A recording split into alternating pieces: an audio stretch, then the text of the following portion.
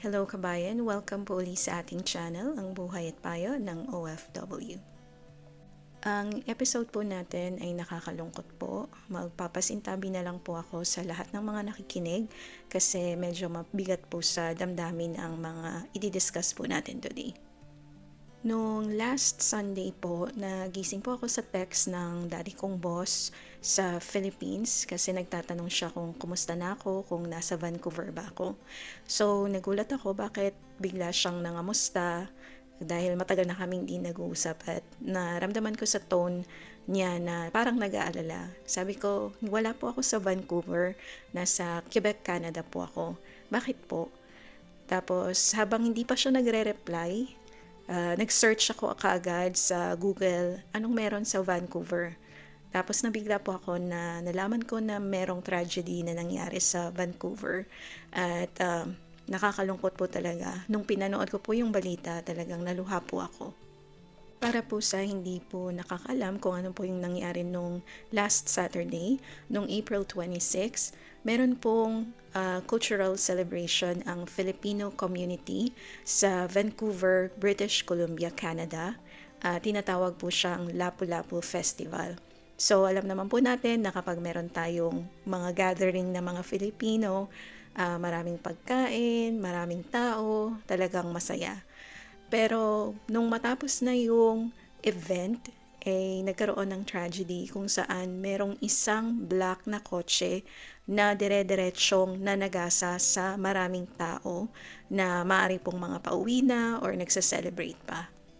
As of recording po ng episode na ito, April 30, ang nakumpirma pong namatay sa trahedya pong ito ay 11.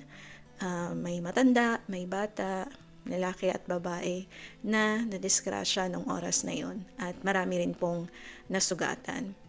At nahuli naman po ng pulis yung lalaki o yung driver ng sasakyan at ang kanila pong paliwanag ay isa po siyang possibly may mental issue at nagkaroon na rin po ng incident na aresto siya ng mga pulis or nasita na po siya ng pulis bago pa man mangyari yung insidente.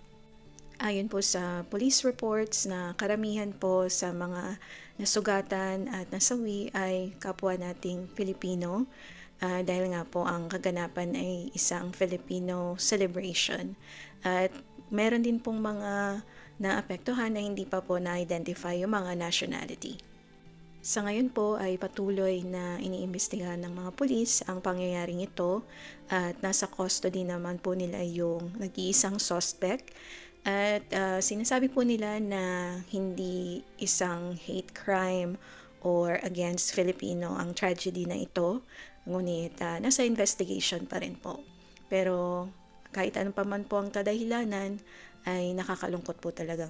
Ang trahedya na ito ay sana magdulot sa atin ng aral at paalala, lalo sa ating kapwa Pilipino, kababayan sa iba't ibang bansa, na importante po na alam natin yung mga emergency procedure. Kailangan lagi nating i-save yung mga importanteng contact information at especially yung emergency contacts.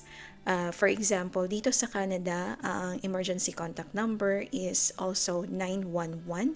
So, importante po na alam natin kung sinong tatawagan natin sa mga ganitong incidents.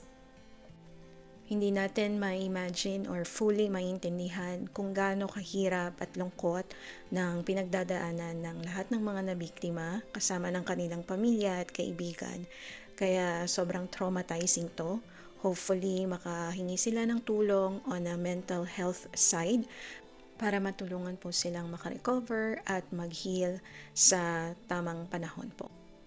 Ang buong community po ng Buhay at Payo ng OFW ay taus-pusong nakikiramay sa lahat ng nabiktima, sa lahat ng nagdadalamahating pamilya at mga kaibigan.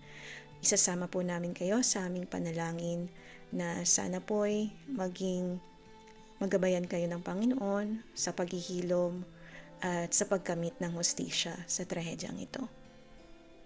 Kung meron po kayong kakilala, kamag-anak or kaibigan na sa tingin niyo po na ang kamag-anak nila ay nakatira sa Vancouver, Canada, kung saan malapit ang naganap na trahedya. Ipagbigay alam niyo po sa kanila, baka sakaling hindi pa sila updated or hindi nila alam. Personally po, ang pangyayaring ito made me realize kung gaano po kaikli ang buhay at napaka-importante na ipakita natin kung gaano natin kamahal yung mga special people sa buhay natin.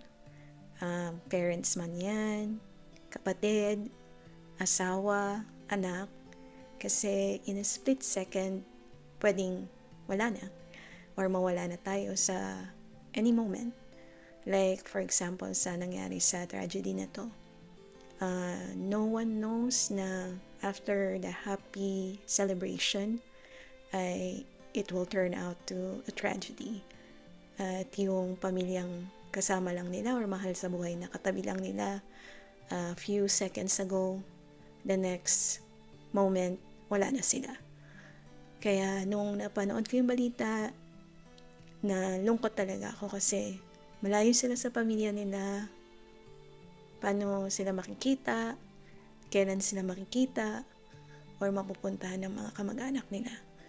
Kaya maging conscious po tayo sa any moment or any time that we are given in life to spend with the special people and the people we love.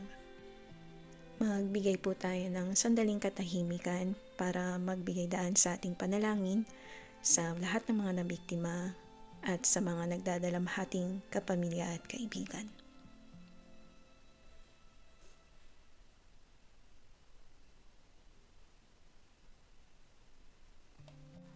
Magbigay po tayo ng suporta sa mga pamilya sa pamamagitan ng ating panalangin at communication.